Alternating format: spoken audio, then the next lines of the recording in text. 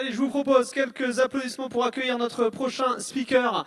Non, on applaudit pas. Ah, si, on applaudit, voilà, ouais, allez. Hein, un peu de punch. Alors, on appelle Thomas, Thomas Rouet qui nous rejoint. On va parler des pépinières. Hein, on n'en a pas parlé encore depuis ce matin. On essaye de... Bonjour à tous et à tous. C'est très varié au niveau des secteurs. Alors justement, tu vas nous faire un retour d'expérience. Voilà, tu as la télécommande, c'est parti pour 10 minutes. Tu as la main. Voilà, donc je me présente. Je suis un peu comme mon prédécesseur Laurent. Thomas Rouet, je suis co-gérant des pépinières Rouet. J'ai pas de formation en production, j'ai une formation en marketing et commerce, mais je suis très bien accompagné avec mon frère qui est donc lui le responsable de la production, donc Olivier Rouet, et puis aussi toute une équipe de collaborateurs qui sont très compétents dans le domaine de la pépinière. Donc voilà, donc on est là pour parler du digital. Donc Pépinière Way, vous avez compris, c'est une entreprise traditionnelle, donc, qui a été créée par mes parents et des amis à eux en 1973. Donc ça fait déjà quelques années. On est basé à Plouigneau, dans le Nord Finistère. Voilà, donc on produit 800 000 plantes par an. Donc c'est des plantes d'ornement qui sont destinées aux jardineries, donc en B2B essentiellement. Et donc c'est des arbustes avec une spécialisation dans le camélia, les hortensias, les agapanthes, voilà, toutes les jolies choses qu'on peut trouver dans vos jolis jardins bretons. Voilà, donc on réalise un chiffre d'affaires aujourd'hui de 3,5 millions d'euros de chiffre d'affaires. On est une trentaine de personnes sur notre entreprise. On a environ 2500 commandes traitées à destination des professionnels, donc des jardineries, chaque année. Voilà, on est présent sur toute la France. Et donc au niveau digital, donc c'est le sujet d'aujourd'hui. Et puis voilà, et puis nos références surtout, faut en parler, c'est Truffaut, Jardiland, Magasin Vert, et puis d'autres réseaux d'indépendants. Et au niveau du digital, qui est le sujet aujourd'hui, le digital inspirant, hein, attention, inspirant. Oui, inspirant. La barre, voilà, faut être inspirant hein, pour la salle. Ouais, pour vendre des plantes sur le web, il faut être inspirant et j'en parlerai tout à l'heure. Donc, notre présentation commence en 2014. Alors pourquoi 2014 Je vais juste vous donner un exemple qui est le fil conducteur finalement de notre travail sur le digital. J'ai repris l'entreprise donc il y a 15 ans, donc en 2003. Et donc cet exemple va vous faire comprendre pourquoi on a besoin du digital dans notre métier. C'est que en période estivale, on faisait en 2003 beaucoup visiter notre pépinière à nos clients. Donc les clients venaient chez nous. Donc on avait à peu près, moi je passais à peu près 3 jours par semaine. Donc à partir du 15 juin jusqu'au 15 octobre, à recevoir les clients professionnels de notre pépinière.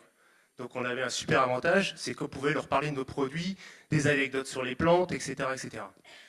Et donc c'était vraiment génial, on pouvait passer des valeurs, c'était vraiment un gros privilège. Et puis vous avez entendu parler de ça, crise des subprimes, immobilier. Donc pas de projet immobilier, pas de projet de jardin, pas de projet de jardin, pas de plantes achetées. Donc c'est vraiment, ça a été vraiment difficile. On a eu une grosse prise de conscience en 2013 parce qu'on a eu un printemps qui a été vraiment catastrophique. Les clients n'achetaient plus nos plantes et on était démunis, on ne savait plus comment faire pour vendre nos plantes. Donc voilà, on part de là pour le digital. Il faut que ça marche. Voilà.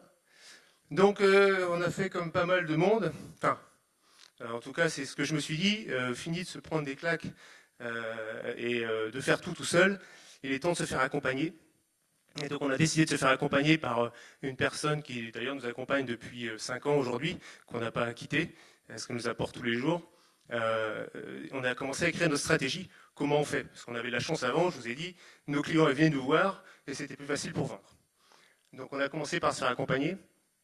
Et en se faisant accompagner, on a essayé d'abord, avant de partir à fond sur le digital, d'essayer de comprendre qui sont nos clients, comment ils consomment. Voilà, donc on a démarré des choses simples, hein, l'analyse des achats, les paniers moyens, les fréquences d'achat, et puis on a commencé à créer des segments, des petits, des moyens, des grands clients. Voilà, et on a priorisé ensuite des actions vers les clients où on était pas bon, quoi. Donc voilà, donc c'est fixer les objectifs. Et en 2015, on a commencé à explorer de nouveaux marchés. Donc je vous ai dit, on bossait vers le B2B, donc les jardineries spécialisées, et on s'est dit, il serait peut-être temps, parce qu'en 2013-2014, nos clients traditionnels commençaient un peu à fuir, on va avoir d'autres idées de développement et moins sur les plantes de pépinière. Donc développer d'autres rayons qui venaient concurrencer les plantes. Et voilà. Donc on s'est dit, il est peut-être temps d'aller observer de nouveaux marchés. Et donc c'est pour ça qu'en 2015, on a appuyé sur le digital. On avait déjà un site depuis 2009. Donc un site institutionnel, comme beaucoup, peut-être d'entre vous, ont commencé par faire. Tiens, on fait un site parce que tout le monde fait un site. Et ce site-là, voilà, il vivotait. On n'avait pas de stratégie, on a fait un site, on l'alimentait avec un peu de contenu de temps en temps, mais bon, pas quelque chose de vraiment bien établi et stratégique. Donc en 2015, on a commencé à séparer rouet pépinière B2B, rouet pépinière B2C, et on a utilisé le web pour vendre nos plantes, donc à destination du B2C. Donc on a passé beaucoup de temps à écrire une stratégie de développement, à essayer de parler à destination de B2C, parce qu'on avait une histoire plutôt B2B, donc avec notre vocabulaire, notre jargon horticole, mais à destination de professionnels, et comment on faisait pour parler aux particuliers. Donc voilà. Et puis en parallèle, en B2B, on a fait tout un travail avec nos commerciaux, de classification de clients, segmentation, commencer à les animer via des emailing. Parce que, juste pour vous dire, nos clients sont des chefs de rayon de jardinerie et ils utilisent l'ordinateur le matin entre 8h et 10h et ensuite de 10h jusqu'à 19h, ils sont avec le client en jardinerie. Donc utiliser le digital était vraiment loin de leur monde et il est encore aujourd'hui, de moins en moins, mais il l'est encore. Donc voilà, il faut prendre aussi les contraintes de nos clients. Et donc voilà, donc on a, nous, structuré notre offre commerciale en B2B. Ensuite, en 2016, on a commencé à réfléchir à comment créer de la valeur pour chacun des marchés. Donc pour le B2B, l'idée c'était vraiment d'adapter l'offre au type de clientèle. Donc je vous ai dit tout à l'heure, petit, moyen et grand. Donc en faisant des emailing bien ciblés, bien clairs, en essayant de réfléchir à ce qu'ils avaient besoin. Un grand qui commande tous les semaines n'a pas le même besoin qu'un client point vert qui commande 2 fois par an.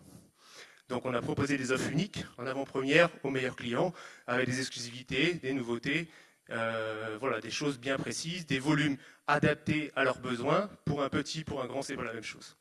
Voilà. Et donc on a initié avec nos commerciaux les précommandes. C'est tout bête, mais jusqu'à 2013, on attendait les commandes. Donc les fax arrivaient, parce qu'on était au fax encore. Donc les fax arrivaient, on saisissait les commandes. Et on n'était pas organisé pour anticiper les ventes. Sauf que les plantes, quand elle est prête, il faut qu'elle parte. Parce qu'après, elle n'a aucune valeur.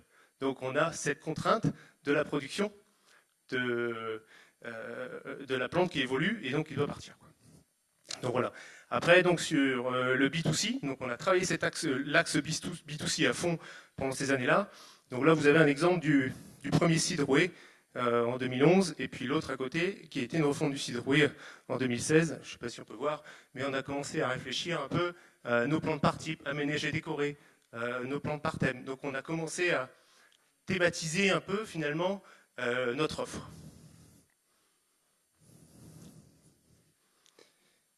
Donc en 2017, on a vraiment actionné la logique omnicanal, donc le B2B, le B2C, et puis on a adapté surtout tous nos supports de communication et vers nos cibles en allant encore plus dans la personnalisation, vers le one-to-one. Donc en B2B, c'est assez récent, mais on a commencé à utiliser des outils d'envoi d'emailing. En construisant bien nos offres via des emails, ensuite des belles landing pages qui donnent envie d'acheter, donc ça c'est destination des jardineries, et ensuite des bons de commande un petit peu plus qualitatifs pour vendre. Voilà, et 2017, on a décidé de séparer rouée pépinière de la vente aux particuliers. Donc on a créé un site de vente en ligne avec une nouvelle marque, une nouvelle société qui s'appelle donc In My French Garden, qui a presque 1 an. Et pourquoi on l'a fait? Parce qu'on avait besoin, on s'est aperçu finalement, après avoir testé, qu'on avait besoin pour le B2B d'avoir un support digital. Parce que ça y est, le fax, il commençait un peu à le laisser de côté. Et ils étaient en train de se rendre compte qu'on pouvait apprendre des choses sur le web. Mais bon, tout le monde va au rythme finalement de ses clients aussi, quoi. Donc on s'est aperçu qu'il était temps d'avoir un support digital, donc un site internet dédié aux pros sur lequel on est en train de bosser. Donc on a toute une équipe qui travaille sur le compte du B2B, pardon. Et donc In My French Garden, on l'a lancé le 21 novembre 2017. Donc c'est un site qui s'est affranchi complètement de rouée pépinière en termes de com. Et donc il y a une communication vraiment adaptée encore plus au B2C, quoi. Donc voilà, les objectifs du site In My French Garden, c'est donc d'adapter l'offre aux particuliers, donc aux différentes typologies. Donc soit on a un petit balcon, soit on a une terrasse, soit on a carrément un jardin, ou on a les trois. Positionner l'offre des plantes dans un univers type déco. Donc là, on fait beaucoup de terrain, parce qu'il ne faut pas oublier le terrain. Hein, ce que j'ai pu entendre ce matin, c'est que le terrain est important. Donc ce qu'on fait, c'est qu'on va on va dans des lieux, donc sur des balcons à Paris, on va dans des jardins et on fait des shootings avec des designeuses, avec une styliste, avec une vraie photographe, et on met en scène nos plantes pour donner des idées aux différents clients, quoi. Voilà, donc l'idée c'est vraiment d'accompagner le client dans son parcours d'achat, quoi. On est bon? Presque. Et donc on utilise plusieurs outils, l'emailing bien entendu, Trustpilot, la vie client c'est important, vous verrez on est déjà 7e sur 60 dans la catégorie jardin de Trustpilot, donc c'est plutôt bien. Voilà, puis le responsive. En 2018, on a digitalisé toute l'entreprise, ça c'est un point super important qui a été dit aussi. L'idée c'est que tout le monde s'y mette. Faut savoir qu'on a des gens qui travaillent sur le terrain et le digital c'est pas spécialement simple pour eux, les commerciaux non plus. Voilà, donc on a créé la Rouée TV, on est en train de la créer, on va la lancer. On est présent sur YouTube de manière hebdomadaire. Donc on va vers nos clients pros, avec les réseaux sociaux aussi, Facebook, LinkedIn. Voilà, on fait des vidéos, les commerciaux maintenant ils font des vidéos, ça fait 8 semaines qu'ils font des vidéos. Et on a augmenté notre taux d'ouverture, taux de clic vers les pros grâce à ça. Donc vraiment tout le monde s'implique. D'accord, donc c'est pas des vidéos forcément corporate, mais c'est des vidéos tournées directement par les salariés, quoi. Ouais, bah là on le voit pas, Okay.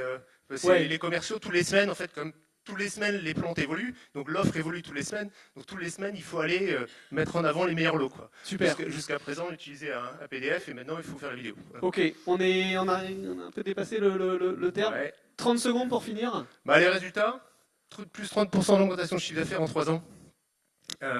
3 personnes embauchées dans le digital et 3 personnes en plus en production. On a augmenté notre offre de produits. Voilà. Et puis juste 5 petites... et puis voilà, les perspectives Web2Store pour le pro, client B2B, développement clientèle B2B et ouverture à l'export. Et puis une French Garden qui devient le premier site de vente en ligne. Et 5 conseils que je donne. Voilà, test and learn, c'est ce qu'on a fait. S'entourer de prestataires spécialistes, directeurs artistiques, dans le référencement aussi. Consacrer du temps et du budget, c'est important. L'investissement, la direction et la mobilisation des équipes. Et puis enfin, penser bon équilibre entre présence physique et digitale. Allez, merci, on peut l'applaudir.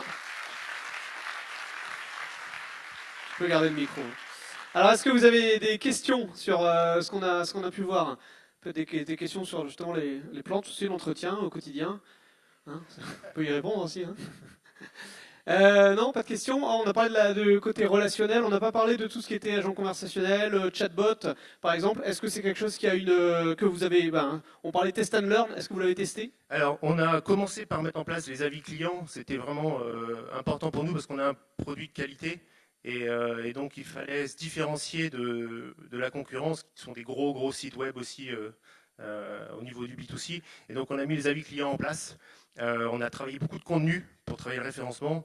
On parlait tout à l'heure avec c'était Comiam qui parlait justement de tout ce travail-là, et on le fait au quotidien. C'est vraiment un gros travail. Et on a projet de mettre la chatbot en place, bien entendu, parce que on a beaucoup de questions. Parce que j'imagine qu'il y a des questions dans l'acte d'achat, au moment d'acheter, mais il y a aussi des questions, typiquement j'ai acheté des plantes et ensuite derrière j'ai des questions sur l'entretien, bref, elles ne poussent pas comme je souhaiterais, etc. Et j'imagine que la valeur ajoutée, elle est aussi de s'accompagner post-acte d'achat. Oui, alors c'est ce qu'on fait. C'est ce qu'on fait aujourd'hui, c'est Sophie qui fait ça, qui est dans la salle. Donc elle répond aux questions des clients, donc on a vraiment une proximité avec eux, mais il faut qu'on rajoute la chatbot en plus. Et nous, on joue vraiment sur notre pari, c'est vraiment qu'ils soient satisfaits, parce que c'est technique de planter, mais c'est merveilleux. Donc, mais bon, il faut accompagner les gens. Ouais. Allez, parfait. Merci beaucoup encore pour votre témoignage.